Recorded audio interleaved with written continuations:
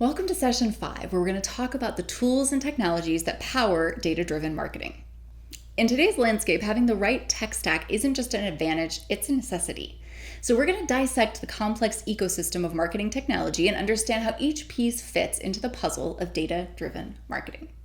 So first, let's talk about the importance of technology in enabling data-driven marketing. In the era of big data, we're dealing with volumes, velocities, and varieties of data that are simply impossible to manage manually. Technology doesn't just make our jobs easier, it makes modern marketing possible. So consider the scale. A mid-sized e-commerce company might be dealing with millions of customer interactions across multiple channels every day. Each of these interactions generates data: clicks, views, purchases, abandonments. Without technology to capture, store, process, and analyze this data in real time, we'd be flying blind.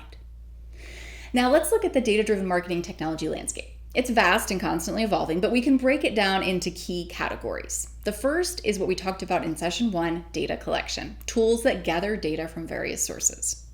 We also talked about data storage, and that's the second category, databases and data warehouses. And then we talked about data processing, and I want to specify that this is ETL, extract, transform, and load tools. Next is data analysis. This is business intelligence and analytics platforms. Then you have data activation, tools that use data insights to drive actions. Then you have data governance tools, tools for ensuring data quality and compliance.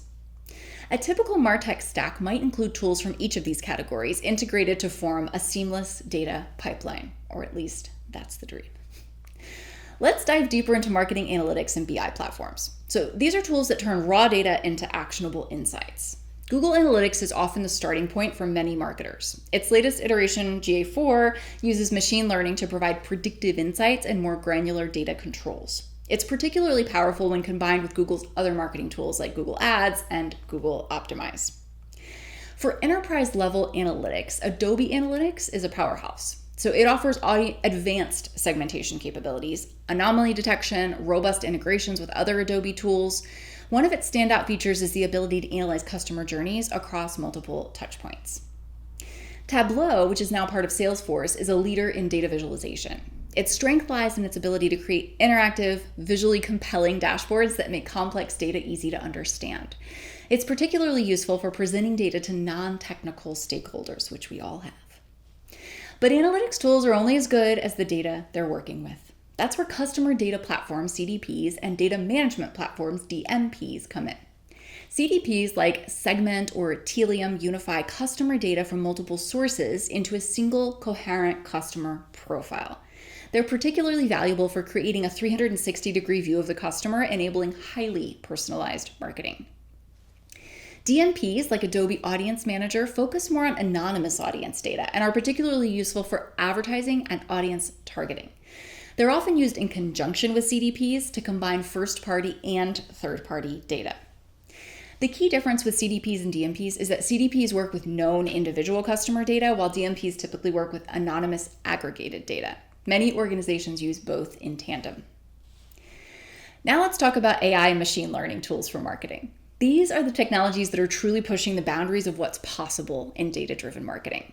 Salesforce Einstein is a suite of AI tools built into Salesforce. It can predict which leads are most likely to convert, recommend the next best action steps for reps, and even write email subject lines that are likely to get opened. Adobe Sensei powers AI features across Adobe's products. So in the marketing context, it can do things like automatically tag images, predict customer churn, and optimize content delivery. Google's AI tools, accessible through Google Cloud, offer capabilities like natural language processing, vision AI, and recommendation systems. These can be used for everything from sentiment analysis of customer feedback to personalized product recommendations. And then there's Microsoft Copilot. And then I could keep going. So just, as you do your research, know that there are a lot of options, and the integration between various forms of these data tools is getting better. But having powerful tools isn't enough. We need to be able to integrate them and automate our processes. That's where data integration and automation solutions come in. Zapier is great for small to medium businesses. If you don't know tech, Zapier is a really good way to get APIs. It allows you to create automated workflows between different apps without coding. For example, you could automatically add new Shopify customers to your MailChimp email list. Done. For enterprise level integration automation, platforms like Salesforce Marketing Cloud and Marketo, which is now part of Adobe, offer robust capabilities. They can automate complex multi-step marketing journeys across multiple channels, all driven by customer data and behavior. Now, the million-dollar question: how do you select and implement the right tools for your data-driven marketing needs? Here are some key considerations. Start with your strategy. Your tech stack should support your marketing strategy, not dictate it. 2, consider integration. How well will all these tools integrate with your existing systems? 3, think about scalability. Can the tool grow with your business? 4, user friendliness. Will your team, which probably includes non-tech people, be able to use the tools efficiently and effectively? Next is data governance. Does the tool support your data privacy and security requirements? And then ROI. What's the expected return on investment for how much these tools will cost?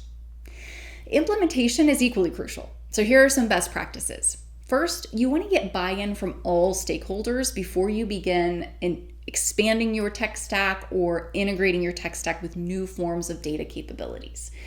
You want to make sure that you have a pilot project to prove the value before full implementation.